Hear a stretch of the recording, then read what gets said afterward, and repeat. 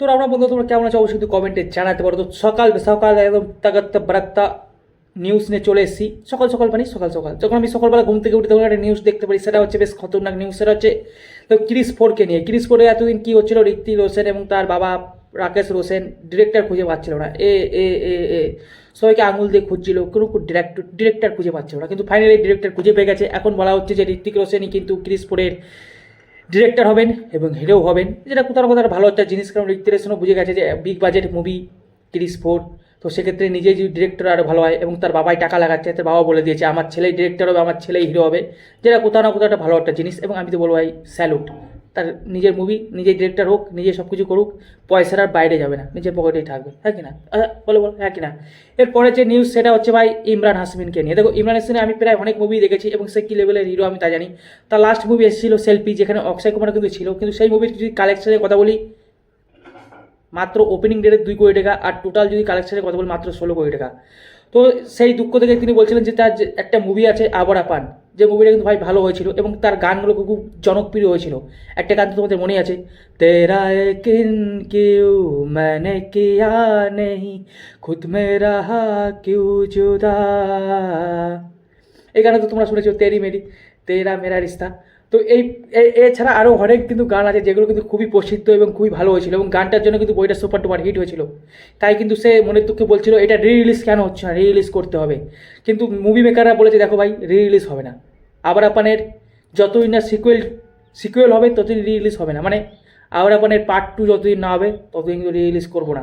তাই খুব শীঘ্রই কিন্তু আবার আপানের পার্ট 2 আসতে হলে 2026-এ, যেটা কোথাও না কোথাও ভালো। আর আমি একটা রিকোয়েস্ট করবো, আবার পার্ট 1-এর যেরকম সং বা যেরকম রোমান্টিক গান আছে সেই গানগুলো যেন থাকে, সেরকমই গান যেন থাকে, তাহলে পুরো চুম্বি স্থির হয়ে যাবে, কারণ গানের জন্য কিন্তু বইটা প্রসিদ্ধ হয়েছিল। এর পরের নিউজ হচ্ছে রেড 2। তো বন্ধুরা দেখো রেড 2-এ অভিনয় করছে অজয় দেবগান এবং রিতেশ দেশমুখ। আর অজয় দেবগান হচ্ছে এমন একটা হিরো যে কিন্তু সিকুলার বানিয়ে বানিয়ে বানিয়ে বানিয়ে ভাই বলিউডে টিকে আছে এবং টিকে থাকবে, সবাই জানে, কারণ তার মাথায় আছে টাকা টাকা। এক তো ভাই টাকা কালেকশন করতে হবে, আর 2 হচ্ছে বলিউডে থাকতে হবে। বলিউডে থাকা এখন সব থেকে বড় কঠিন কাজ। তাই সে মাইন্ড নিয়ে কিন্তু চলাফেরা করে, এবং রেড 2 লাগালেই কিন্তু পার্ট 2 লাগালেই কিন্তু দর্শক দেখতে যাবে, এটা সে বুঝে নিয়েছে, তাই কিন্তু রেড 2 আসছে। আর সবথেকে বড় কথা, এই বইয়ে ভিলেনের চরিত্রে দেখা যাবে রিতেশ দেশমুখকে। এবার এখন থেকে অডিয়েন্স কিন্তু ভাবতে শুরু করে দিয়েছে অজয় দেবগান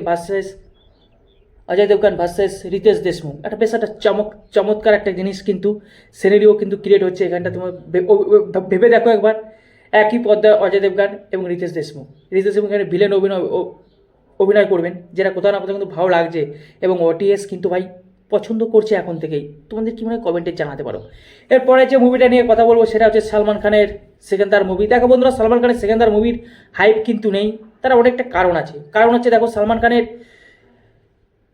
এখন নিজে গাড্ডায় পড়েছে, কিন্তু সালমান খানের চারিপাশে যখন তাকিয়ে দেখছে তখন কেউ নেই। কোনো একটা বলিউডের হিরো কিন্তু সালমান খানের সেকেন্দার মুভি নিয়ে কথা বলছে না, বা তারা কিন্তু কোনো পোস্ট করছে না। কিন্তু সালমান খান কিন্তু সবার মুভি নিয়ে কথা বলে এবং সবার মুভিকে নিয়ে কিন্তু পোস্ট করে, এবং করা উচিত। এটা মানে পরস্পরের সম্পর্ক ভালো থাকে। কিন্তু আজকে যখন সালমান খানের মুভিটা বিগ বাজেট মুভি আসছে, একটা কোনো হিরো, একটা কোনো নায়িকা বা কোনো ডিরেক্টর কারোর সোশ্যাল মিডিয়ায় একটা পোস্ট করা তো দূরের কথা, কিন্তু মুখের নাম পর্যন্ত বলছে না যে সেকেন্দার মুভি, কেউ কিছু বলছে না, যা বলছে অডিয়েন্স। আর সত্যি তাই, এখন সালমান খান যে গাড্ডায় পড়েছে তার একটা প্রমাণ আছে।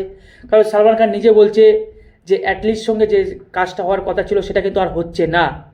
পার্সোনাল কারণের জন্য সালমান খানের সঙ্গে অ্যাটলিস্ট কোনো কাজ হচ্ছে না, সেই কাজটা এখন হচ্ছে কিন্তু অ্যাটলিস্ট সঙ্গে আল্লু অর্জুনের। আর আল্লু অর্জুন আমি বলে দিই, এই কাজটার জন্য বা এই বইটার জন্য 180 কোটি টাকা চার্জ নিচ্ছে, যেটা ভারতবর্ষের ইতিহাসে কোনো হিরোকে এত টাকা, মানে কোনো হিরো এত টাকা চাইছে এবং পাবে, সে সত্যিই পাবে। সে কারণ সে স্টারডামটা ওইখানে চলে গেছে, সে ডিজার্ভ করে এত টাকা।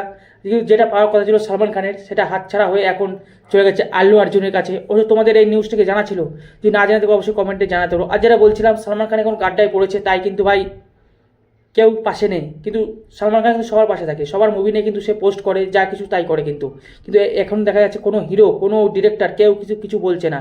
আর সত্যি কথা, সালমান খানের গাড্ডায় পড়েছে, এই একটা নিউজ দিলাম। আর একটা নিউজ ভাই, যদি বলি টিকিট বুকিংয়ের ক্ষেত্রে সিকান্দার মুভির মাত্র 1,20,000 টিকিট বিক্রি হয়েছে এখনও পর্যন্ত অনলাইনে। আর এই ছাপা বইয়ের কথা বলি না, ছাপা বইয়ের সঙ্গে ছাপা বই এখনও পর্যন্ত ঘন্টায় 1,500 টিকিট বিক্রি করছে, যেটা সেকেন্ডার মুভি কিন্তু করতে পারছে না। এটা একটা বড় একটা দুঃখ সালমান খানের, সত্যি করতে অবশ্য অডিয়েন্সেরও একটা দুঃখ, যা করতে হবে অডিয়েন্সকেই করতে হবে। তোমাদের কেমন লাগলো নিউজটা কমেন্টে জানাতে পারো। তো রাখছি, চলো দেখা যায় নেক্সট অন্য কোনো ভিডিওতে।